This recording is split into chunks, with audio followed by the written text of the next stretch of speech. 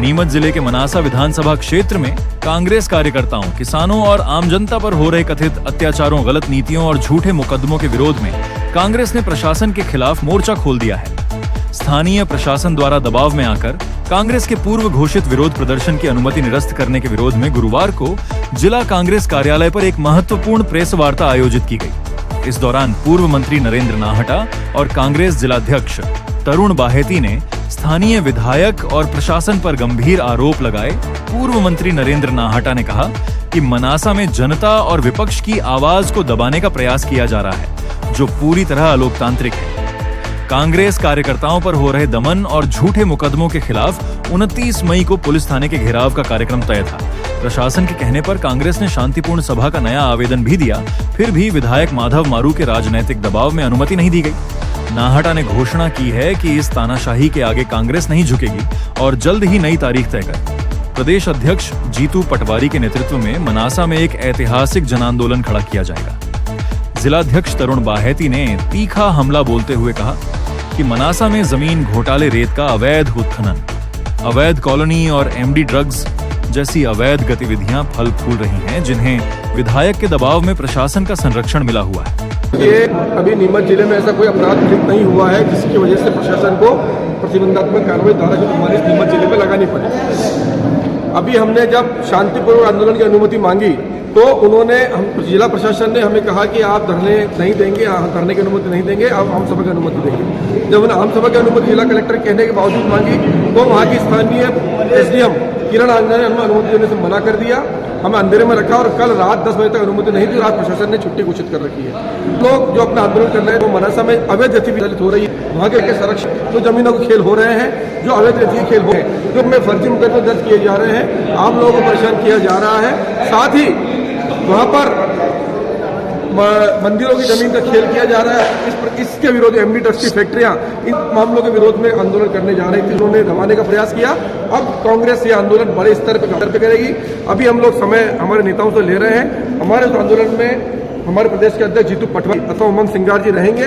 अब इस आंदोलन को बड़े व्यापक स्तर पर कैलाश विधायक और वहाँ के जो गतिविधियां हैं उन सबकी पोल खोल के रहेंगे। और जिला प्रशासन से भी पूछना चाहते हैं कि आखिर उन्होंने किस बात को लेकर नीमच में जब पूरे प्रदेश में कहीं धारा 144 प्रतिबंधात्मक कार्रवाई नहीं लगी हुई है तो नीमच में क्यों लगाई, क्या कारण रहे, किसके डर से, यह सब कांग्रेस कार्यकर्ताओं को हमारा है कि शासन ने सत्ता के तीनों के दबाव में जिले में ये कार्रवाई करी है ताकि कांग्रेस के जो विरोध है दिन ब दिन बढ़ता जा रहा है, उनकी पोल खुलती जा रही है। कांग्रेस के विरोध के डर से उन्होंने नीमच में धारा प्रतिबंधात्मक कार्रवाई करी है, लेकिन इन धाराओं के कांग्रेस कार्यकर्ता झुकेगा नहीं। हम लोग आप जो अवैध गतिविधियां विधायक माधव मारू पे आरोप लगा रहे हैं, किस प्रकार की संलिप्तता है या फिर उन बच्चे ने क्या है? देखिए, वहाँ पर अगर एमडी फैक्ट्री में एमडी फैक्ट्रियाँ पकड़ाई जाती है, अगर वहाँ पर अवैध हथियार पकड़ाए जाते हैं, अगर वहाँ जमीनों के खेल होते हैं तो ये अपराध क्यों फल फूल रहे हैं? या तो वहाँ पे अंकुश नहीं है। इसी तरह से खिमला ब्लॉक को बताना चाहता हूँ कि अभी कुछ ही दिनों पहले हमने खिमला ब्लॉक का मामला जिला कलेक्टर के समक्ष उठाया था कि इसमें गरीब लोगों की जमीन हड़पी जा रही है। जब उसमें हमने तत्काल कलेक्टर को सस्पेंड किया, हमने कहा इसमें और जांच की आवश्यकता है। ईओडब्ल्यू में उसमें मुकदमा दर्ज हुआ। अभी आपने 3 दिन पहले समाचार पत्र में पढ़ा कि कैसे एक गरीब की जमीन को उन्होंने हड़पा, अवैध वारिस बनाकर तो किया।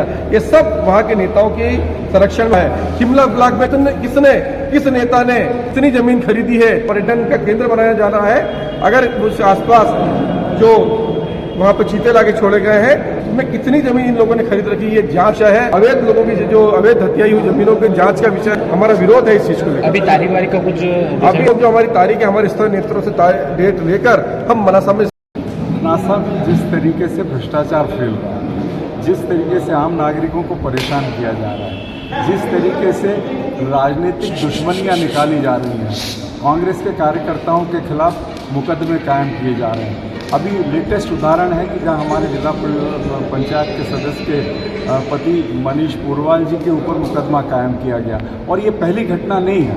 तो ये इन सब मुद्दों को लेकर फैलते हुए भ्रष्टाचार, राजनीतिक हस्तक्षेप और कांग्रेस के कार्यकर्ताओं और आम नागरिकों की जो प्रताड़ना हो रही है, उसको लेकर कांग्रेस 29 तारीख को वहाँ पर एक धरना प्रदर्शन करना चाहती थी। हमने नियमों के अनुरूप हमने प्रशासन से अनुमति मांगी और प्रशासन ने अनुमति देने से जब टालम टोल की तो हमारे जिला कांग्रेस अध्यक्ष ने जिला कलेक्टर से बात की जिला कलेक्टर ने समझौते के रूप में ये कहा कि वो धरने की अनुमति नहीं देंगे, लेकिन आम सभा की अनुमति दे देंगे। हम जिला प्रशासन से किसी तरह का कन्फ्रंटेशन नहीं चाहते थे। हमने अपने आवेदन को बदलकर हमने आम सभा और ज्ञापन देने का कार्यक्रम कर दिया। हमने अपना कार्यक्रम बदला उनके कहने से। उसके बावजूद स्थिति ये थी कि कल रात को 10 बजे तक हम सब लोग प्रयास करते रहे, न तो प्रशासन हमारी अनुमति, हमारे आवेदन को निरस्त कर सका, न उसने हमें अनुमति दी। आगे की रणनीति क्या है? आगे की रणनीति ये है कि हम हमारे नेताओं से हम बात कर रहे हैं और हम यहाँ हमारे प्रदेश कांग्रेस के अध्यक्ष जी, हमारे नेता प्रतिपक्ष और हमारे दूसरे नेताओं से बात करके अब इस आंदोलन को जो कल 29 तारीख को होना था, अब इसको व्यापक रूप में मनासा में करेंगे और जो आम जनता की भावना है, जो कांग्रेसियों की प्रताड़ना है, उसको लेकर हम अब अपना प्रोटेस्ट को हम और बढ़ाएंगे। क्या नाडा जी, क्या लगता है क्यों अनुमति नहीं दी जा रही है? क्या ऐसे मुद्दे उठाना चाहते हैं और किसके दबाव में?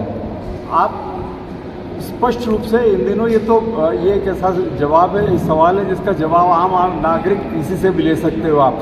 कल अगर वहाँ कुछ लेबोरेटरीज, मेडिकल लेबोरेटरीज बंद कराई गई, कल वहाँ पर यदि आईसीयू के नाम पर कुछ अस्पताल बंद कराए गए, सरकारी अस्पताल सुविधा दे नहीं रहे और प्राइवेट अस्पतालों को सुविधा देने का अधिकार नहीं है, ये क्यों हो रहा है? ये आपके सवाल का जवाब देता है कि केवल एक व्यक्ति के आर्थिक और राजनीतिक हितों को देखते हुए प्रशासन काम कर रहा है। और जब हमने इन मुद्दों को उठाने की कोशिश की, जब पिछली बार कांग्रेस के कार्यकर्ताओं ने इन्हीं मुद्दों को उठाते हुए पुतला दहन किया, तो स्वाभाविक रूप से उन्हें चिंता हुई और उनका एक प्रशासन पर दबाव था। प्रशासन कहीं न कहीं राजनीतिक दबाव में या सत्ताधारी पार्टी के दबाव में? तो फिर मैं पूछना चाहता हूं कि क्या कारण है कि 144 लगाई गई?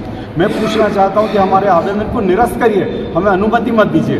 हमें निरस्त तो करके देते, आपको बताना तो पड़ेगा कि किन नियमों के कारण, किस खतरे के कारण आपको लगता है कि हमारे इस आंदोलन से किसी तरह का शांति को खतरा था। आप हमारे आवेदन पर आपका निर्णय क्या रहा, हम ये पूछना तो स्पष्ट है।